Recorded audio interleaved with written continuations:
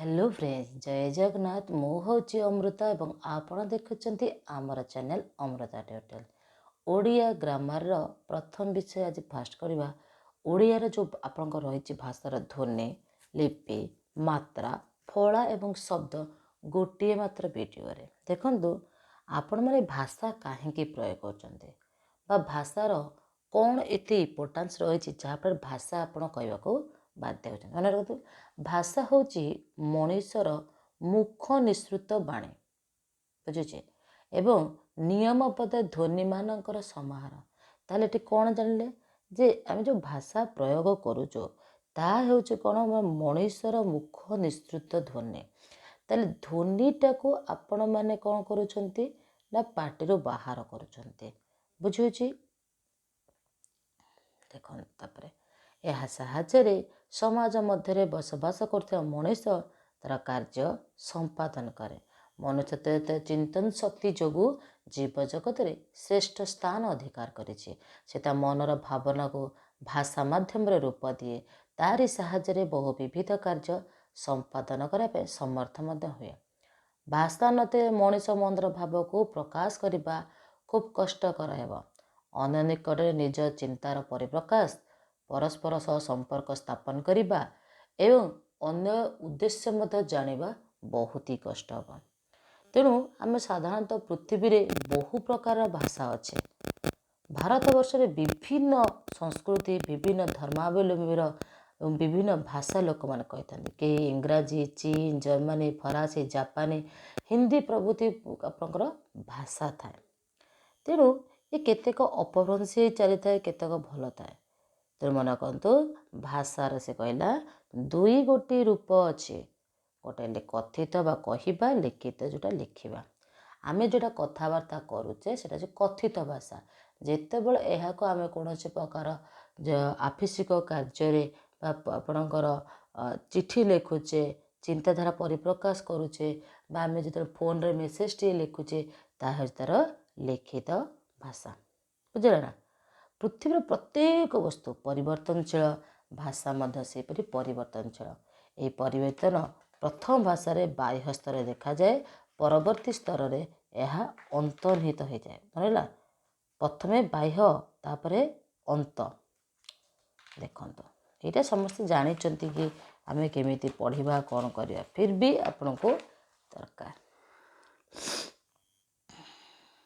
देखंतु भाषार बाह्य स्तर है तार अर्थ तार अंतर्निहित स्तर ओके भाषार बाह्य स्तर है बेले अर्थ हो अंतर्निहित स्तर ये परिवर्तन शीघ्र हुए कथित भाषा किंतु लिखित भाषा परिवर्तन टे अनेक समय लगी था ये परिवर्तन अनेक सामाजिक सांस्कृतिक और ऐतिहासिक परिवर्तन आवश्यकता अच्छे कारण अच्छे देखो उपभाषा गोटे आंचलिक भाषा कौन अंचल अंचल मध्य जो कथबार्ता होता अंचल भेदरे रही ओडिया भाषार रूप को आंचलिक भाषा कहुए जेपरी आमर आंचलिक भाषा कौन ना ओडिया कहीं कहीं आप हिंदी कहींपारती पार्सी कहींपारती मलयालम कहींपारती ओके भाषार लिखित रूप एक प्रकार होइतिले मध्य अंचल भेदरे यह भिन्न भिन्न भाव में कथित हुए आम ओडिया प्रदेशर मानक भाषा हूँ ओडिया मन रख आम ओडिया प्रदेशर ओडिशा प्रदेशर मानक भाषा हूँ आपणकर ओडिया मात्र पश्चिमांचल दक्षिणांचल उत्तरांचल भेदरे आपणकर अलग अलग अलग कथित भाषा एवं सहित लिखित भाषा अलग रही तापर अच्छे लिपि कौन ना मनीष जो भाषा कथबार्ता करुचे ना कहीं ताको चिरस्थायी करने को तार लिपिर जन्म हवा दरकार लिपि कौन ना जहाँ साहय लिखुचे वर्ण आपणकर वर्ण मिसला पर शब्द शब्द गुड़िक मिसला पर गोटे वाक्य ये सब मन रखा हम जे कौन से एक भाषा लिपिर आग सृष्टि होना था प्रथम भाषा मौखिक रूप निए कथबार्ता करे तापर लिपि संकेत माध्यम व्यवहार करा जाए एवं परवर्ती मुहूर्त ताहा भाषा हो जाए लिपि सृष्टि इतिहास विश्लेषण कले जना जाए जे अशोक समय भारत वर्ष दुई प्रकार लिपि पड़ता गोटे ब्राह्मी लिपि एवं खरष्टी मन रखु पुराणा लिपि कि ब्राह्मी आपणकर गोटे हूँ खरष्टी ब्राह्मी ଆଉ ଗୋଟେ ହେଉଛି ଖରୋଷ୍ଟ୍ରୀ। ଅଶୋକଙ୍କ ଶାସନ ଗୁଡ଼ିକ ମଧ୍ୟରେ କେତେକ ବ୍ରାହ୍ମୀ ଆଉ କେତେକ ଖରୋଷ୍ଟ୍ରୀ ଲିପିରେ କିଛି ଖୋଦେଇ କରିକି ଆପଣଙ୍କର ପଥରକୁ ଲେଖାଲେଖି ସେମାନେ କରୁଥିଲେ। ବୁଝିଲେ ନା? ବ୍ରାହ୍ମୀ ଲିପି କହୁଛି ନା ଅଶୋକ ଖାରବେଳ ଗୁପ୍ତ ରାଜତ୍ୱ ତାପରେ ଶୈଳୋଦ୍ଭବ ସମବଂଶୀୟ ସେତେବେଳେ ଯେଉଁ ରାଜା ରାଜୁଡ଼ା ଶାସନ ସମୟରେ ଦୁଇ ପ୍ରକାରର ତା ଲିପି ହେଲା, ଗୋଟେ ବ୍ରାହ୍ମୀ ଆଉ ଗୋଟେ ଖରୋଷ୍ଟ୍ରୀ। ଏବେ ଥିବା ଓଡ଼ିଆ ଧ୍ୱନି ବର୍ଣ୍ଣମାଳାର ସ୍ୱରୂପଟି ଯିବା। ଧ୍ୱନି ବର୍ଣ୍ଣ ଶବ୍ଦ ବାକ୍ୟ ଏବଂ ଅର୍ଥ ଏସବୁ କୌଣସି ଭାଷାର ବିଭିନ୍ନ ପ୍ରକାର। ଶବ୍ଦର ପ୍ରକାଶ ମାଧ୍ୟମ ହେଉଛି ଦୁଇ ପ୍ରକାର, ଗୋଟେ ଧ୍ୱନି ହେବ, ଗୋଟେ ହେଉଛି ବର୍ଣ୍ଣ। ଶବ୍ଦ ହେଉଛି ଧ୍ୱନିମାନଙ୍କର ସମାହାର, କିନ୍ତୁ ଧ୍ୱନି ଗୁଡ଼ିକ ହେଲା ମୁଖ୍ୟ ଉଚ୍ଚାରିତ ସାର୍ଥକ ଧ୍ୱନି।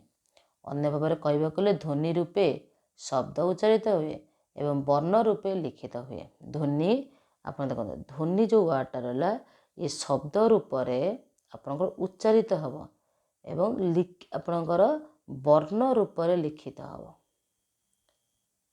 ତାହେଲେ ଧ୍ୱନି ଶବ୍ଦ ଆଉ ବର୍ଣ୍ଣ ଏ ତିନିଟା କ'ଣ ଅଛି, ଇଣ୍ଟର କନେକ୍ସନ୍ ଅଛି। ଯେତେବେଳେ ଆପଣ କହୁଛେ ତାହା ଶବ୍ଦ, ଯେତେବେଳେ ବର୍ଣ୍ଣ ମାଧ୍ୟମରେ ଏହା ଲେଖୁଛେ ତାହା ହେଉଛି ଆପଣଙ୍କର ଲିଖିତ ରୂପ। ବୁଝିଲେ ନା? ଦେଖନ୍ତୁ, ବର୍ଣ୍ଣ ହେଉଛି ଧ୍ୱନିର ସାଙ୍କେତିକ ରୂପ। ଏବେ ଟିକେ ଯିବା। ଆପଣ ଜାଣିଛନ୍ତି ଧ୍ୱନି ହେଉଛି ଦୁଇ ପ୍ରକାର, ସ୍ୱର ଧ୍ୱନି ଏବଂ ବ୍ୟଞ୍ଜନ ଧ୍ୱନି। ଯେଉଁ ଧ୍ୱନି ଉଚ୍ଚାରଣ ସମୟରେ ମୁଖ ରନ୍ଧ୍ର ଗଳ ଗହ୍ୱର ମାନେ ତଣ୍ଟି ପାଖଟା ଯେଉଁଟା ଆପଣଙ୍କର ସ୍ୱର ପେଟିକା ଅଛି ହେଲା, ଫୁସ୍ଫୁସ୍ ନିର୍ଗତ ବାୟୁ ବାଧା କୌଣସି ପ୍ରକାର ନ ପାଇକରି କୌଣସି ସଂକୀର୍ଣ୍ଣ ମଧ୍ୟରେ ନ ଯାଇ ପ୍ରଭାବିତ ହୁଏ ତାହାକୁ ଆଜ୍ଞା ସ୍ୱର ଧ୍ୱନି କୁହାଯାଏ। ଏବଂ ଏହି ଯେଉଁ ଓଡ଼ିଆ ଭାଷାରେ 8 ଗୋଟି ସ୍ୱର ଧ୍ୱନି ଅଛି, ମନେ ରଖିଥାନ୍ତୁ। ଆଜ୍ଞା ଯେମିତି ଅ ଠାରୁ ଔ ପର୍ଯ୍ୟନ୍ତ ଅ ଆ ହର୍ଷ ଇ ଦୀର୍ଘ ହର୍ଷ ଏ ଏବଂ ଓ ସ୍ୱର ଧ୍ୱନି ଏବଂ ଐ ଔଟା ହେଉଛି ଆପଣଙ୍କର ସଂଯୁକ୍ତ ସ୍ୱର ଧ୍ୱନି। ଆମ ବର୍ଣ୍ଣମାଳାରେ ଦୀର୍ଘ ଦୀର୍ଘ ଇ ଏବଂ ଦୀର୍ଘରୁ ଏ ତିନୋଟି ସ୍ୱରବର୍ଣ୍ଣ ରହିଥିଲେ ମଧ୍ୟ ସେଗୁଡ଼ିକ ସାର୍ଥକ ଉଚ୍ଚାରଣ ନାହିଁ। ଆମେ ଦୀର୍ଘ ଇକୁ କେବେ ଦୀର୍ଘକୁ ଯଥାକ୍ରମେ ଦୀର୍ଘେଇ ଆପଣଙ୍କ ହର୍ଷେଇ ଏବଂ ଅର୍ଦ୍ଧ ଭାବରେ ଉଚ୍ଚାରଣ କରିଥାଉ। ସେପରି ଦୀର୍ଘ ରୁର ସ୍ୱତନ୍ତ୍ର ଉଚ୍ଚାରଣ ମଧ୍ୟ ନାହିଁ। ର ଏବଂ ଉ ମିଶିଲେ ରୁ ହେଇଯାଉଛି। ତେଣୁ ଆମେ ସାଧାରଣତଃ ଆମର ଓଡ଼ିଆ ଭାଷାରେ 11 ଗୋଟି ସ୍ୱର ବର୍ଣ୍ଣ ଦେଖିଛେ। ବୁଝୁଛି? ଅ ଠାରୁ ଔ ପର୍ଯ୍ୟନ୍ତ। ଓଡ଼ିଆ ଭାଷାରେ 11ଟି ମାତ୍ରାରୁ ମାତ୍ର 8ଟି ଧ୍ୱନି ରହିଛି। ପ୍ରାଚୀନ ବ୍ୟବହାରରେ ଥିବା ରୁ ଆପଣଙ୍କର ଏହିପରି ଏବେ ଦେଖାଯାଉଛି। ଦେଖନ୍ତୁ, ଏମିତି ଆମେ ବ୍ୟବହାର କରୁଛୁ, ଦେଖାଯାଏ ନାହିଁ। ଏଇଟା ଏ ରୁଟା ଆପଣଙ୍କର ବର୍ତ୍ତମାନ ଦେଖାଯାଉ ନାହିଁ, କେବଳ ଏଇ ରୁଟା ଆପଣ ବ୍ୟବହାର କରୁଛେ। ବୁଝିପାରୁଛି ନା? ତାପରେ ଦେଖନ୍ତୁ, ସ୍ୱର ଧ୍ୱନି ବା ସ୍ୱର ବର୍ଣ୍ଣ ହେଉଛି ଦୁଇ ପ୍ରକାରର, ଆପଣଙ୍କର ହର୍ଷ ସ୍ୱର ଏବଂ ଦୀର୍ଘ ସ୍ୱର। ହର୍ଷ ସ୍ୱର ଏବଂ ଦୀର୍ଘ ସ୍ୱର। ତାପରେ ଯାଏ ବ୍ୟଞ୍ଜନ ବର୍ଣ୍ଣ ଅଧିକ। ବ୍ୟଞ୍ଜନ ବର୍ଣ୍ଣ ହେଉଛି କ'ଣ ନା, ଯେତେବେଳେ ସେ ଉଚ୍ଚାରିତ ହୁଏ ସ୍ୱର ବର୍ଣ୍ଣ ସାହାଯ୍ୟରେ ହିଁ ଉଚ୍ଚାରିତ ହେବ। ବୁଝୁଅଛି? ଯେମିତି ମନେକର ଆମେ ଏକ୍ଜାମ୍ପଲ୍ କ ହଳାନ ଯୁକ୍ତ ଅ ସମାନେ କ। ତେଣୁ ଏଇ ଯେଉଁ ଅ ହେଉଛି କ'ଣ ନା ଆପଣଙ୍କର ସ୍ୱର ବର୍ଣ୍ଣ। ଯେତେବେଳେ ଏଇ ସ୍ୱର ବର୍ଣ୍ଣ ମାଧ୍ୟମରେ ବା ସ୍ୱର ବର୍ଣ୍ଣକୁ ନେଇକରି ଆପଣ ଉଚ୍ଚାରିତ କରୁଛନ୍ତି କୌଣସି ପ୍ରକାର ଭାଷା, ତାହା ହେଉଛି କ'ଣ ବ୍ୟଞ୍ଜନ ବର୍ଣ୍ଣ। ସାଧାରଣତଃ ଓଡ଼ିଆ ବ୍ୟଞ୍ଜନ ଧ୍ୱନି ଗୁଡ଼ିକ ସେମାନଙ୍କ ଉଚ୍ଚାରଣ ବିଧି, ଉଚ୍ଚାରଣ ସ୍ଥାନ ଅନୁଯାୟୀ ସ୍ପର୍ଶ ଧ୍ୱନି, ସଂଘର୍ଷୀ ଧ୍ୱନି, ସ୍ପର୍ଶ ସଂଘର୍ଷୀ ଧ୍ୱନି, ଲୋଡ଼ିତ ଧ୍ୱନି, ପାର୍ଶ୍ୱିକ ଧ୍ୱନି, ଉତ୍କ୍ଷିପ୍ତ ଧ୍ୱନି, ଅର୍ଦ୍ଧ ବ୍ୟଞ୍ଜନ ଆଦି ଭାଗରେ ବିଭକ୍ତ କରାଯାଇଛି। ମନେଗଲା? ସଂଘର୍ଷୀ, ସ୍ପର୍ଶୀ, ସଂଘର୍ଷୀ ଧ୍ୱନି, ଲୋଡ଼ିତ, ପାର୍ଶ୍ୱିକ, ଉତ୍କ୍ଷିପ୍ତ, ଅର୍ଦ୍ଧ ବ୍ୟଞ୍ଜନ। ତେବେ ଓଡ଼ିଆ କ୍ଷେତ୍ରରେ ଧ୍ୱନି ଗୁଡ଼ିକ ସାଧାରଣ ପରିଚୟ ମଧ୍ୟ ଦିଆଯାଇଛି। ଦେଖନ୍ତୁ, ଯେମିତି ଏଠି କିଛି ଦେଇଛି, ପ ଫ ବ ଭ ହେଉଛି ଓଷ୍ଠ ବ୍ୟଞ୍ଜନ, ତ ଥ ଦ ଦ ହେଉଛି ଦନ୍ତ୍ୟ, କଥା କହିଲା ବେଳେ ଜିଭ ଆସି ଦାନ୍ତରେ ବାଜୁଛି। ଟ ଠ ଡ ଢ ମୂର୍ଦ୍ଧନ୍ୟ ମାନେ ଉପର ତାଳୁ ଉପରେ ବାଜୁଥିବ। କ ଖ ଗ ଘ ଆପଣଙ୍କ ହେଉଛି କଣ୍ଠେ ବର୍ଣ୍ଣ। ବୁଝିପାରିଲେ ନା? ଓଡ଼ିଶାରେ ନାସିକ ଧ୍ୱନି ବି ଅଛି। ଦେଖନ୍ତୁ ଙ ଣ ନ ଆଉ ମ। ଓଡ଼ିଆରେ ସଂଘର୍ଷୀ ଧ୍ୱନି ଅଛି ସ ଆଉ ହ। ଓଡ଼ିଆ ସ୍ପର୍ଶ ସଂଘର୍ଷୀ ଧ୍ୱନି ହେଉଛି ଚ ଛ ଜ ଝ। ଓଡ଼ିଆ ଲୋଡ଼ିତ ଧ୍ୱନି ଅଛି ର। ଓଡ଼ିଆର ପାର୍ଶ୍ୱିକ ଧ୍ୱନି ଅଛି ଳ ଆଉ ଲ। ଓଡ଼ିଆର ଉତ୍କ୍ଷିପ୍ତ ଧ୍ୱନି ଅଛି ଡ ଡ ଡ। ଆପଣ ଯଦି ଗୀତ ଗାଉଥିବେ ନା, ଯେତେବେଳେ ମନ ଦୁଃଖ ଥିବ, କେତେବେଳେ ଆପଣଙ୍କର କିମ୍ବା କିଛି କୌଣସି ପ୍ରକାର ଭୟଭୀତ ଅଛନ୍ତି, ଆମେ ଗୀତ ଟଣ ଲାଇକ୍ ଦ୍ୟାଟ୍। ଓକେ, ଯେମିତି ଆମର ଗୀତ ନାରେ ଜୀବନ ନା ନା ନା ଦାଉ ସାଧେନା ଦାଉ ସାଧେନା। ଯେତେବେଳେ ଏଇ ହାଇ ସ୍ପିଚ୍ ହେଲେ ଗୀତ ବଏ ନା, ସେତେବେଳେ କ'ଣ ମାନେ ପଛରେ ଆପଣଙ୍କ ବାଉଣ୍ଡାରୀ ବା ଆପଣଙ୍କର ରହୁଛି ବ୍ୟାକଗ୍ରାଉଣ୍ଡ ମ୍ୟୁଜିକ୍ ଏଇ ଗୀତ ଡ ଆଉ ଢର। ଓଡ଼ିଆରେ ଅର୍ଦ୍ଧସ୍ୱର ହେଉଛି ୟ ଆଉ ୱ। ମନେ ରଖ, ଅର୍ଦ୍ଧସ୍ୱର ଗୁଡ଼ିକ ଯେଉଁଟା ରହିଲା ୟ ଆଉ ୱ ବେଶୀ ମୁଖର ଏବଂ ସ୍ୱରଧ୍ୱନି ଗୁଡ଼ାକରୁ କମ୍ ଅଟେ। ଓଡ଼ିଆ ଯେଉଁ କ ଠାରୁ ଆମେ ବ୍ୟବହାର କରୁଛେ ୱ ସ ଏ 33ଟି ବ୍ୟଞ୍ଜନ ଧ୍ୱନି ରୂପେ ପରିଚିତ। ଙ ଜ୍ଞ ଯ ସ ସ ଏବଂ ବିସର୍ଗ ଏହି ଛୋଟ ହେଉଛି ମୌଳିକ ଉଚ୍ଚାରଣ ସ୍ୱାଭାବିକ କଥନ। ଧ୍ୱନିମାନଙ୍କର ହେଉଛି ବ୍ୟବହାର ସ୍ୱରବର୍ଣ୍ଣ ବ୍ୟଞ୍ଜନ ବର୍ଣ୍ଣ। ଯେମିତି ଅଛି ବର୍ଗୀୟ ବ୍ୟଞ୍ଜନ ଆଉ ଗୋଟେ ହେଉଛି ଅବର୍ଗୀୟ ବ୍ୟଞ୍ଜନ। କି ଆପଣଙ୍କର ବ୍ୟଞ୍ଜନ ବର୍ଣ୍ଣ ହେଉଛି ଦୁଇ ପ୍ରକାରର, ଗୋଟେ ବର୍ଗ ବ୍ୟଞ୍ଜନ ଆଉ ଗୋଟେ ହେଉଛି ଅବର୍ଗୀୟ ବ୍ୟଞ୍ଜନ। ସେ ହେଉଛି କେତେଟା ବ୍ୟଞ୍ଜନ ବର୍ଣ୍ଣ କେତେଟା ମନେ କର। ସ୍ୱର ବର୍ଣ୍ଣ ହେଲା ଆପଣଙ୍କର 11 ଗୋଟି, ବ୍ୟଞ୍ଜନ ବର୍ଣ୍ଣ ହେଉଛି 39 ଗୋଟି।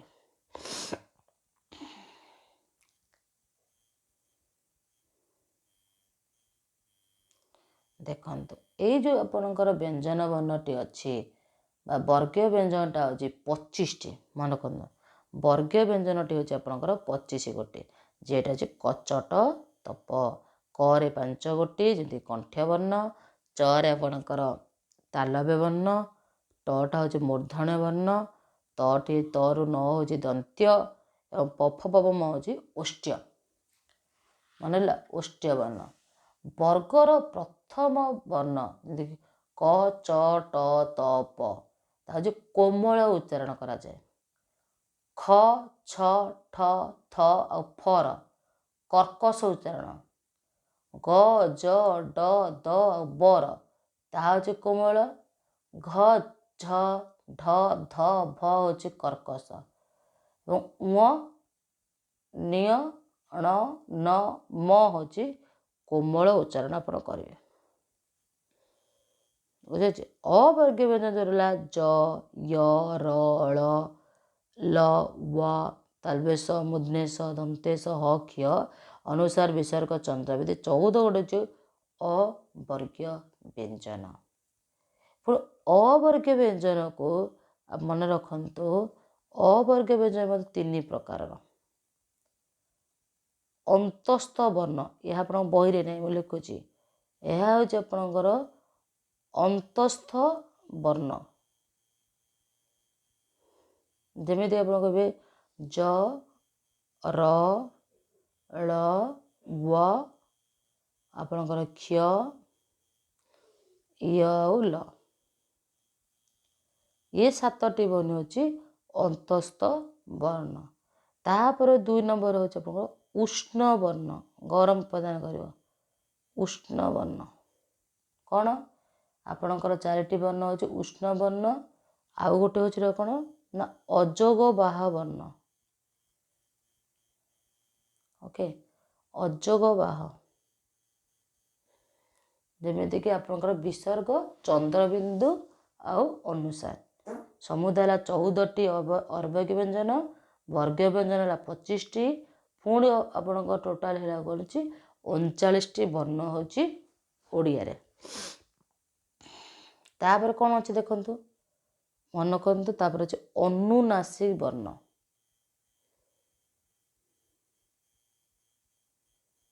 ଅନୁନାସିକ ବର୍ଣ୍ଣ କ'ଣ ନା ଆପଣ ନାସିକା ଦ୍ୱାରା କଥା କହିବେ। ମ ନ୍ୟ ଣ ନ ମ ଇଏ ହେଉଛି ଆପଣଙ୍କର ସେହି ବର୍ଣ୍ଣ ଯାହାକୁ ଭିତ୍ତି କରି ଆମ ଓଡ଼ିଆ ଭାଷାରେ କିଛି ଶବ୍ଦ ଆମେ ପ୍ରୟୋଗ କରୁଛୁ। ବୁଝିପାରିଲେ ନା? ତାପରେ ଅଛି କ'ଣ ନା ଆପଣଙ୍କର ଅଳ୍ପ ପ୍ରାଣ ବ୍ୟଞ୍ଜନ। ମନେ କରନ୍ତୁ, ଅଳ୍ପ ପ୍ରାଣ ବ୍ୟଞ୍ଜନ। ଅଳ୍ପ ପ୍ରାଣ ବ୍ୟଞ୍ଜନ ପୁଣି କ'ଣ? ପୁରା ପ୍ରାଣ କ'ଣ? ଅଳ୍ପ ପ୍ରାଣ ବ୍ୟଞ୍ଜନ ଯେଉଁ ବର୍ଣ୍ଣ ଗୁଡ଼ିକର ଉଚ୍ଚାରଣରେ ଅଳ୍ପ ପ୍ରାଣବାୟୁ ବାହାରି ଆସେ ତାହାକୁ ଆପଣଙ୍କର ଅଳ୍ପ ପ୍ରାଣ ବ୍ୟଞ୍ଜନ କୁହାଯାଏ। ପ୍ରତ୍ୟେକ ବର୍ଗର ପ୍ରଥମ, ତୃତୀୟ ଏବଂ ପଞ୍ଚମ ବର୍ଗ, ଯେମିତିକି ଆପଣଙ୍କର କ ବର୍ଗର ପ୍ରଥମ ବ୍ୟଞ୍ଜନ ହେଲା କ ନିଜେ, ବୁଝିପାରୁଛନ୍ତି, ଏବଂ ଆପଣଙ୍କର ତୃତୀୟ ବ୍ୟଞ୍ଜନ ହେଉଛି ଗ ଏବଂ ପଞ୍ଚମ ବ୍ୟଞ୍ଜନ ହେଉଛି ଉଁ। ଇଏ ହେଉଛି ଆପଣଙ୍କର ଅଳ୍ପ ପ୍ରାଣ। ଯଦି ଚ କଥା କହିବେ ପ୍ରଥମେ ଚ ଆସିବ, ତାପରେ ଆସିବ ଆପଣଙ୍କର ବର୍ଗେଜ, ତାପରେ ଆସିବ ନିୟ। ଇଏ ହେଉଛି ଆପଣଙ୍କର ଅଳ୍ପ ପ୍ରାଣ। ଯଦି ଟ କଥା ଆମେ କହିବା ତାହେଲେ ଟ ରହୁଛି ଟ, ଡ ଆଉ ଣ। ଆମେ ଯଦି ତ କଥା କହିବା ତ, ଦ ଆଉ ନ। ଯଦି ପ କଥା କହିବା ପ, ବ ଏବଂ ମ। ଏ ଯେଉଁ ଆପଣଙ୍କର ରହିଲା ଇଏ ହେଉଛି ଆପଣଙ୍କର ଅଳ୍ପ ପ୍ରାଣ ବ୍ୟଞ୍ଜନ। ଏହା ଛଡ଼ା ୟ ଅଛି, ର, ଳ ଏବଂ ଓ। ଇଏ ସବୁ ହେଉଛି ଆପଣଙ୍କର ଅଳ୍ପ ପ୍ରାଣ ବ୍ୟଞ୍ଜନ। ମନେ ରଖନ୍ତୁ, ଅଳ୍ପ ପ୍ରାଣ ହେଲା ପ୍ରତ୍ୟେକଟି ବର୍ଗର ପ୍ରଥମଟି, ତୃତୀୟଟି ଏବଂ ପଞ୍ଚମଟି। ଏହିସବୁ ବର୍ଣ୍ଣ ଗୁଡ଼ିକ ହେଉଛି ଆପଣଙ୍କର ଅଳ୍ପ ପ୍ରାଣ ବ୍ୟଞ୍ଜନ ବର୍ଣ୍ଣ। ତାପରେ ଆସିଲା ମହାପ୍ରାଣ ବ୍ୟଞ୍ଜନ।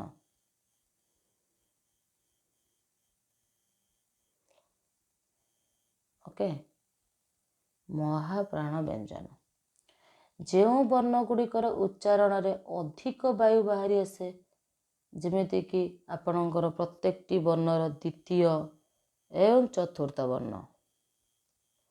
ତାପରେ ହେଉଛି ସଘୋଷ ବ୍ୟଞ୍ଜନ।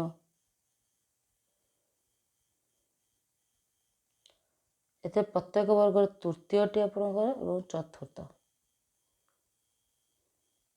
ତାପରେ ହେଉଛି ଅଘୋଷ। ଅଘୋଷଟି ହେଉଛି କ'ଣ ନା ପ୍ରଥମ ଦୁଇଟି ବର୍ଣ୍ଣ। ପ୍ରଥମ।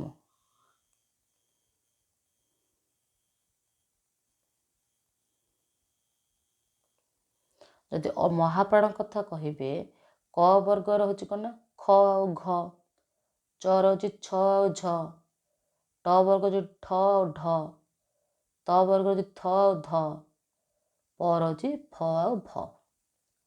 ଆଉ ସଘୋଷ ରହିଲା ପ୍ରତ୍ୟେକର ତୃତୀୟ ଆଉ ଚତୁର୍ଥ। କ ରହୁଛି ଗ ଘ, ଚ ରହୁଛି ବର୍ଗେଜ ଆଉ ଝ, ଟ ରହୁଛି ଡ ଢ, ତ ରହୁଛି ଦ ଧ, ପ ରହୁଛି ବ ଆଉ ଭ। ଅଘୋଷ ରହୁଛି କ'ଣ ନା ପ୍ରତ୍ୟେକ ଦୁଇଟି ବର୍ଣ୍ଣ। କ ରହୁଛି କ ଖ, ଚ ରହୁଛି ଚ ଛ, ଟ ରହୁଛି ଟ ଠ, ତ ରହୁଛି ତ ଥ ଏବଂ ପ ରହୁଛି ପ ଆଉ ଫ। ମନେ ରହିଲା? ଏଗୁଡ଼ା ଆପଣଙ୍କ ବୁକ୍ରେ ନାହିଁ, କିନ୍ତୁ ଆପଣଙ୍କୁ ଜାଣିବାକୁ ଅଛି। କାହିଁକି ଜାଣିବାକୁ ଅଛି ପରବର୍ତ୍ତୀ ମୁହୂର୍ତ୍ତରେ ଆମେ କହିବୁ।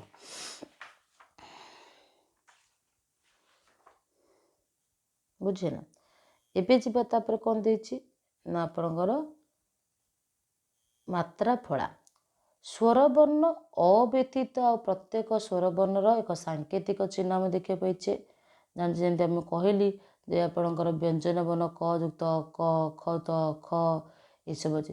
ମନେ ରଖିବାକୁ ହେବ ଯେ ସ୍ୱରବର୍ଣ୍ଣର ସାଙ୍କେତିକ ରୂପ ହେଉଛି ମାତ୍ରା। ଏହାକୁ ଆମେ କାର ବୋଲି ମଧ୍ୟ କହିଥାଉ।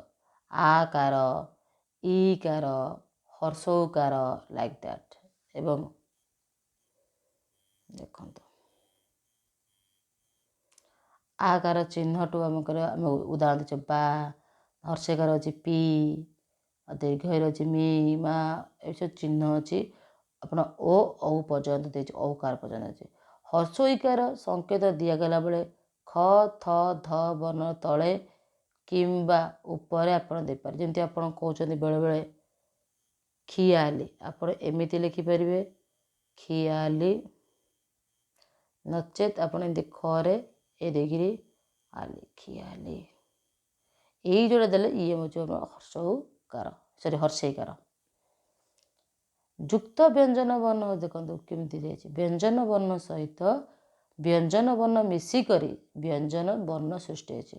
ବ୍ୟଞ୍ଜନ ବର୍ଣ୍ଣ କ ତ ତ, ଚ ଆଉ ନ୍ୟ ନ୍ୟଞ୍ଚଞ୍ଚ, ଅଣ ର ନ୍ୟଟଣ୍ଟ, ଝ ଆଉ ନ୍ୟ ହେଉଛି ଜ୍ଞ, ମ ବ ହେଉଛି ମମ୍ବମ୍ବ, ମ ଆଉ ଭ ହେଉଛି ମମ୍ଭମ୍ବ। ଏସବୁ ଯୁକ୍ତ ବ୍ୟଞ୍ଜନର ବ୍ୟବହାରକୁ ଆମେ 3 ଗୋଟି ଦୃଷ୍ଟିକୋଣରୁ ବିଚାର କରିଥାଉ। ପ୍ରଥମଟି ବର୍ଣ୍ଣ ରହୁଛି ବର୍ଣ୍ଣର ପୂର୍ଣ୍ଣ ରୂପେ, ଦ୍ୱିତୀୟ ବ୍ୟଞ୍ଜନର ଅଧାକୁ ଆପଣଙ୍କର କହନ୍ତି ଣ ଆଉ ଟ, ଣଣ୍ଟଣ୍ଟ ଏସବୁ। ତାପରେ ନଣ୍ଠଣ୍ଟ, ପ୍ରଥମ ବ୍ୟଞ୍ଜନ ରୂପ ପୂର୍ଣ୍ଣ ରୂପେ ଏବଂ ଦ୍ୱିତୀୟ ବ୍ୟଞ୍ଜନ ସାଙ୍କେତିକ ରୂପକୁ ନନ୍ଥନ୍ଥ, ମମ୍ବମ୍ବ, ମମ୍ଭମ୍ଭ, ମାନେ ଦୁଇଟାକୁ ମିଶିକିରି ଲେଖା ହେଉଛି। ଯୁକ୍ତ ବ୍ୟଞ୍ଜନରେ ଆରମ୍ଭରେ ଯଦି ରୁ ରୁହେ ତେବେ ସଂକ୍ଷିପ୍ତ ରୂପକୁ ରେପ୍ କୁହାଯାଏ। ଯେମିତି ତର୍କ, ଅର୍କ, ଓକେ, ସ୍ୱର୍ଗ, ମର୍ମ, କର୍ମ ଏସବୁ। ଏଠି ରହିଲା ଆପଣଙ୍କ ଦେଖନ୍ତୁ ଯୁକ୍ତ ବ୍ୟଞ୍ଜନ ପୂର୍ଣ୍ଣାଙ୍ଗ ରୂପ କେମିତି, ସାଙ୍କେତିକ ରୂପ ଆପଣଙ୍କର ଚ ଜ ସବୁ ଯାକ ଦେଇଛ। ଗୋଟି ଗୋଟି କରି ଆପଣ ପଢ଼ି ଚାଲନ୍ତୁ, ବୁଝୁଛନ୍ତି। ଏଇଟା ବି ପଢ଼ିଛନ୍ତି ଆପଣ, ଜାଣିଛନ୍ତି ନନ୍ଦନ୍ଦ କେମିତି ନ ହଳାନ୍ତି ଧ, ନନ୍ଦନ୍ଦ ନ ହଳାନ୍ତ, ଏସବୁ ଜିନିଷ ବୁଝୁଛି। ଏବଂ ଆମର ଯେଉଁ ଶବ୍ଦ ଆସିଲା ଉଦ୍ଭବ, ଅବଜ, ଉତ୍କନ, ଉତ୍କଳ, ଉତ୍ସର୍ଗ ଏବଂ ଉତ୍ପାତ, ୟାକୁ ସବୁ ଦେଖି ଦେଖି ବାର ବାର କ'ଣ କରିବେ ଅଭ୍ୟାସ ଟିକେ କରିଦେବେ, ତାପରେ ହେଇଯିବ ଆପଣଙ୍କର। ଆମର ଓଡ଼ିଆ ଶବ୍ଦାବଳୀ ଅନୁସାରେ ଆମେ ଅଲରେଡ଼ି ପଢ଼ିଛେ ଯେ ଶବ୍ଦ ପାଖାପାଖି ସେଇ ସବୁ 4 ଗୋଟିରୁ ଆସିଛି। ତଦ୍ଭବ, ତତ୍ସମ, ଦେଶଜ ଏବଂ ବୈଦେଶିକ। ତତ୍ସମ ହେଉଛି କ'ଣ ନା ଆପଣଙ୍କର ଆପଣ ତ ଆଉ ସମ୍ ଏ ଦୁଇଟିର ଅର୍ଥରୁ ହିଁ ଆସିଛି। ଯେ ଅର୍ଥ କ'ଣ ଯେମିତି ଥିଲା ସେମିତି ହିଁ ଅଛି, କୌଣସି ପ୍ରକାର ପରିବର୍ତ୍ତନ ହେଇନି, ତାକୁ ହିଁ କୁହାଯାଉ ତତ୍ସମ। ଯେମିତିକି ଅହି, ଅଗ୍ନି, ଆନନ୍ଦ, କରୁଣା, ଫଳ, ପିତା, ନାସ୍ତିକ, ଷଷ୍ଠୀ ଆଉ ରାଷ୍ଟ୍ର, ଏସବୁ ଜିନିଷ ଗୁଡ଼ାକ ନା ତତ୍ସମରେ ସେଇଭଳିଆ ଦେଖିବା ପାଇଁ କିଛି ପରିବର୍ତ୍ତନ ଆଜ୍ଞା ହେଇନି, ନା ଆପଣଙ୍କର ମାତ୍ରା ଫଳା କୌଣସି ପ୍ରକାର ପରିବର୍ତ୍ତନ ହେଇନି। ତଦ୍ଭବ ହେଉଛି ତହିଁରୁ ଉଦ୍ଭବ, ତାଠାରୁ ହିଁ ଜାତ, ମାନେ ସଂସ୍କୃତ ଭାଷାରୁ ଓଡ଼ିଆ ଭାଷାକୁ କିଛି ଜିନିଷକୁ କ'ଣ କପି ଆଣ୍ଡ ପେଷ୍ଟ କରାଯାଇଛି। ଯେମିତି ଘୃତରୁ ଘିଅ ହୋଇଯାଇଛି, ନଗରରୁ ନଅର, ଭଗିନୀରୁ ଭଉଣୀ, ଶୃଗାଳରୁ ଶିଆଳ, ପୁତ୍ରରୁ ପୁଅ, ମାତାରୁ ମା ଆଉ ମୃତ୍ତିକାରୁ ମାଟି ମଧ୍ୟ ହେଇଯାଇଛି। ଦେଶ ଯାଉଛି କ'ଣ ନା ଏପରି କେତେକ ଶବ୍ଦ ରହିଛି ସମୟକ୍ରମେ ଜନସାଧାରଣଙ୍କ ଦ୍ୱାରା ସୃଷ୍ଟି କରାଯାଇଛି, ସେଗୁଡ଼ିକ ଭାଷାରେ କାଳ କାଳ ଧରି ପରିଚିତ ହେଲାଣି। ଆହୁରି ମଧ୍ୟ କେତେକ ଶବ୍ଦ ଆଦିବାସୀ ଭାଷା ବା ଦ୍ରାବିଡ଼ ଭାଷାମାନଙ୍କର ମଧ୍ୟ ସୃଷ୍ଟି କରାଯାଇଛି, ବୁଝୁଛି। ଯେମିତି ଚୁଆ, ଚିତଉ, ଆରିସା, ଅଡ଼ା, ଏଣ୍ଡୁରି, ତୋଟା, ଏମିତି ଆଦିବାସୀ ଶବ୍ଦ ହେଉଛି ତାଟିଆ, ପାଇଟି, ଢୋଲ, ବେଣ୍ଟ, ଅଟେଇ, ଏ ସବୁଠୁ ଆଗେ ଆମେ ମିଶେଇ ମାସେଇ ଓଡ଼ିଆ ଭାଷାକୁ ବୋଧେ କରିଛେ। ବୈଦେଶିକ ହେଉଛି କ'ଣ କିଛିଟା ଶବ୍ଦ ବା କିଛିଟା ଜିନିଷ ଅଛି ଆମେ ବିଦେଶରୁ ଆଣିଛୁ, ତାକୁ ବ୍ୟବହାର କରୁଛୁ ଓଡ଼ିଆ ଭାଷାରେ। ତୁର୍କୀ, ପାର୍ସି, ଇଂରାଜୀ, ପର୍ତ୍ତୁଗୀଜରୁ କିଛି କିଛି ଆମେ ଆଣିଛେ। ଯେମିତି ପାର୍ସି ଭାଷା ହେଉଛି ଆପଣଙ୍କର ଆଇନ, କୈଫିୟତ, ଖାବିନ୍ଦ, କୁର୍ତ୍ତା, ହେଲେ କି ଆପଣଙ୍କ ଆରବୀର ହେଉଛି ଅକ୍ତିଆର, କୁର୍କ, ଖାତ, ଇସ୍ତବଲ, ଏସବୁ। ଓଡ଼ିଆ ଭାଷାରେ 1803 ଯେତେବେଳେ ଆପଣ ଇଂରେଜମାନେ ଓଡ଼ିଶାକୁ ଅଧିକାର କଲେ ତ ଓଡ଼ିଆର ଲୋକମାନେ ମଧ୍ୟ ଇଂରାଜୀ କହିବାକୁ ଆରମ୍ଭ କଲେ ଏବଂ ଆମେ ଆଜି ପର୍ଯ୍ୟନ୍ତ ମଧ୍ୟ ଖଣ୍ଡି ଖଣ୍ଡି ଇଂରାଜୀରେ ରହିଯାଇଛୁ, ନା ସମ୍ପୂର୍ଣ୍ଣ ଭାଷାରେ ଓଡ଼ିଆ ଭାଷା ନା ସମ୍ପୂର୍ଣ୍ଣ ଭାଷାରେ ଆପଣଙ୍କର ଇଂରାଜୀ ଭାଷା ଜାଣିଛୁ।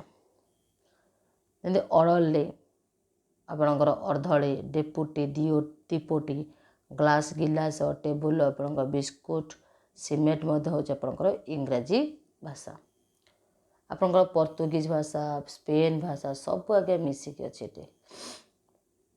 ଆଲକାତ୍ରା, ଆଲପିନ, ଆଲମେରା, ଓକେ, କୋବି, ଟାଙ୍କି, ଲାଇକ୍ ଦ୍ୟାଟ୍।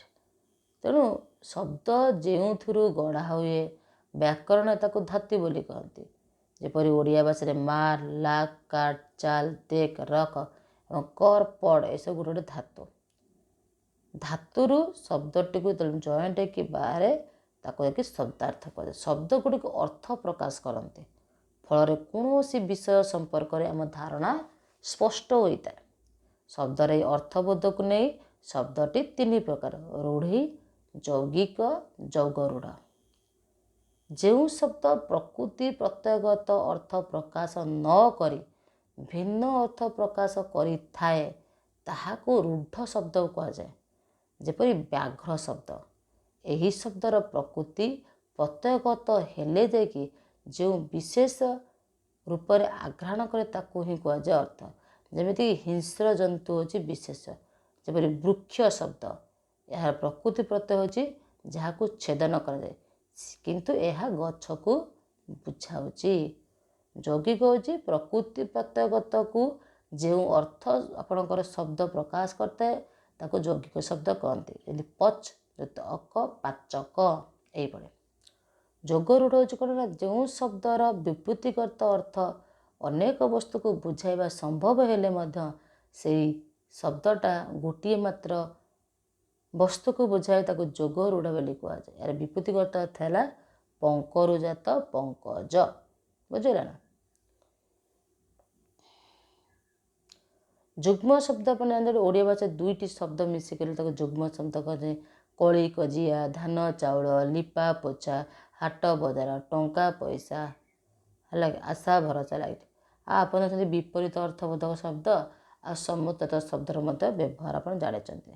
ସମୁଚ୍ଚତ ମାନେ ଯେମିତି ଆପଣଙ୍କ 2ଟା ବା ଆପଣଙ୍କର ଶବ୍ଦ ଦେଇଥିବ ସମାନ ପ୍ରୋନାଉନ୍ସିଏସନ୍ ବା ଆପଣଙ୍କ ଉଚ୍ଚାରଣ, କିନ୍ତୁ ତାର ମିନିଂ ହେଉଛି ଅଲଗା। ଯେମିତି 80 80, ଯେତେବେଳେ ଆପଣଙ୍କର ଦନ୍ତେନ ଶବ୍ଦ କରିବେ ତାହା ହେଉଛି ଖଣ୍ଡା, ଯେତେବେଳେ ଆପଣ ତାଲବେଶ ୟୁଜ୍ କରିବେ ତାହା ହେଉଛି ନମ୍ବର, ଯେଉଁ 80 18 କହୁଛେ, ସରି 80 କହୁଛେ।